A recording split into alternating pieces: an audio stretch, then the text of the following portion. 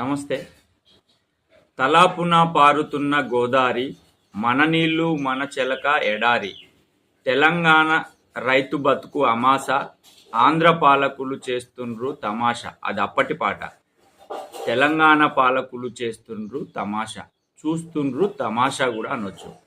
ఈ ఈ మాట ఇక్కడ ఎందుకు అనాల్సి వస్తుందంటే, సీతారాం ప్రాజెక్టు ద్వారా ఉమ్మడి ఖమ్మం జిల్లా అంశం పక్కకు పెడితే భద్రాద్రి కొత్తగూడెం జిల్లాకు మాత్రం తీవ్ర అన్యాయం జరుగుతుందని చెప్పి అనేక మంది ఉద్యమకారులు, విశ్లేషకులు తెలుపుతున్నారు.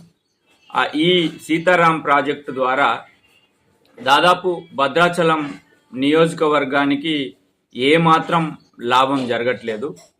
పినపాకకు నామమాత్రపు లాభం, ఇల్లెందుకు నామమాత్రపు లాభం, కొత్తగూడానికి నామమాత్రపు